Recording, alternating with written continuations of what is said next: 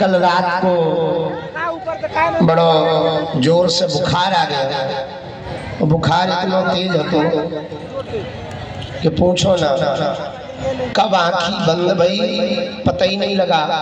सुबह खूब प्रयत्न कर रहे थे हम कि नींद खुल जाए, पर बड़ी मुश्किल से 7 बजे आंखें खुल पाई। पर ठंडी भी थी, आप लोगों को भी कष्ट हो रहा था। फिर हमें सूचना दी गई कि आप थोड़ा और लेट आओ, बाकी लोग अभी आधे पदयात्री तो निकल गए, लेकिन जो बच्चे हैं वो स्नान ध्यान नहीं कर पाए हैं। जब तक आप लेट आओगे तब तक सब फ्री हो जाएगा। इसलिए बहाना ये था, पर हकीकत में तो जो होती कि और सो लिया जाए। आज हम सब 6वें दिन की पदयात्रा को प्रारंभ करेंगे। लगभग 7 किलोमीटर चलने के बाद बंचारी में JBM के पास दोपहर का भोजन करेंगे। फिर रात्रि काल में होटल मंडी में रुकेंगे। 7 किलोमीटर चलने के बाद प्रसाद पाएंगे। फिर 7 किलोमीटर 7.5 किलोमीटर चलेंगे। लगभग 15 किलोमीटर की यह पदयात्रा आज की होगी। सूर्य अस्त के पहले प्रयत्न करेंगे कि हम लोग होटल पहुंच जाए समय पर।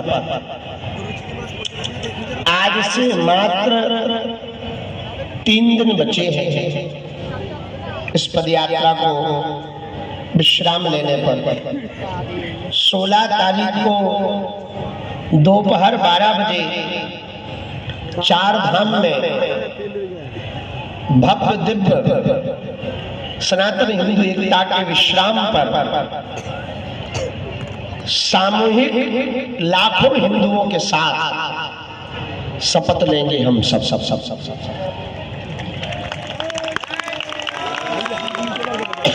आज की पदयात्रा के प्रारंभ में ही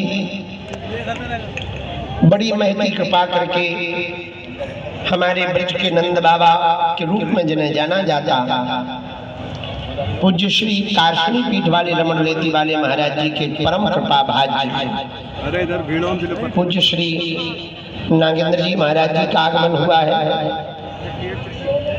जगन्नाथ मंदिर के श्री महंत स्वामी पूज्य श्री नील माधव जी का भी आगमन हुआ है। आप दोनों के श्री चरणों में दास का नाक रगड़कर दंडवत प्रणाम स्वीकार होगा। पूज्य श्री हरिवंश मिश्रा जी का भी आगमन हुआ है। आचार्य पीठाधीश्वर स्वामी श्री यदुनंदाचार्य महाराज जी का भी आगमन हुआ। तो क्या गजब का बोला, न झुंड है न नरमुंड है। अच्छा बोला, बहुत अच्छी बात कही आपने, बहुत प्रसन्नता हुई। आपके भी श्री चरणों में दास का दंडवत प्रणाम स्वीकार हो। और हमारे बड़े आदमी दूरभाष से तो बात हुई, पर इतनी सन्निकटता से प्रारंभ पहली बार ही दास का मिलना हुआ, शायद दूसरी बार, पहली बार। बाकी दूरभाष से तो 1-2 बार चर्चा होगी। ऐसे श्री नाथ जी के परम प्रपाश और आपकी परम बोले बंसी तो बजाई वृंदावन में, पर लठ बजाया। हाँ, हरियाणा वाले एक शिकायत करते रहते, प्रेम बांटा ब्रज में पर लठ बजाए हरियाणा में। पर आधा हरियाणा ब्रज क्षेत्र के अंतर्गत है।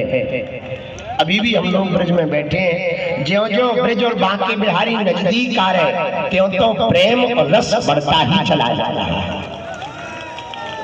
क्योंकि भक्ति की भूमि है ब्रज, श्री किशोरी जी की शक्ति की भूमि है ब्रज, प्रेम की भूमि है ब्रज। जहाँ नजरानी है, राधा रानी है, यमुना महारानी है, ऐसी भूमि है ब्रज। क्या कहें भैया। और हमारे पूज्य मलुकपीठ वाले महाराज जी एक बात कहते थे कि कोई ब्रजवासी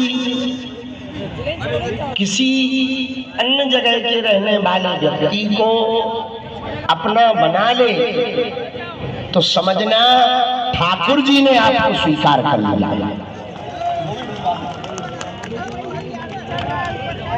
और दास पर तो बड़ी कृपा है, इन ब्रजवासियों के श्री चरणों के गज को मस्तक पर लगा रहे हो, बड़ी कृपा है। सभी ब्रजवासी आशीर्वाद दे रहे, कृपा कर रहे। हमको तो यही लग रहा ठाकुर जी ने तो स्वीकार दास को थोड़ा मोड़ा किया ही होगा, पर ब्रजवासियों ने कर लिया तो ठाकुर जी को अपने आप करना पड़ेगा। हम सब यमुना मैया की शुद्धि के निर्मल होने के संकल्प को लेकर ब्रज क्षेत्र मास मदरा मुक्त हो, ब्रज प्राचीन स्वरूप में बना रहे, वहां के मठ मंदिर, भारत हिंदू राष्ट्र हो, सामाजिक समरसता हो और हिंदुओं में एकता हो, इन संकल्पों को लेकर के चल रहे हैं। आप लोगों के हाथ में जब हम धर्म ध्वज देखते हैं और रोड पर जब निकलते हो हम आप सब ऐसा लगता है जैसे महाराणा प्रताप की फौज चली जा रही हो, विरोधियों की छाती पर धर्म का डंडा लेकर, सनातन का झंडा लेकर के गाड़ने के लिए ये चली जा रही है। ऐसा नजारा हिंदू एकता का सड़कों पर होता है, पूछो मत। जब कल पलवल से चलते हुए हम यहाँ पहुंचे, अटोहा मित्रोल होते हुए जगह जगह छतों पर, सड़कों पर लोग थे। हम एक अपील विशेष रूप से आने वाले 3 दिनों में करना चाहते, जो भी पदयात्रा के निमित्त दर्शनार्थी अगल बगल खड़े होते हैं, मीडिया के माध्यम से हमारी प्रार्थना और अपील है, आप एक साथ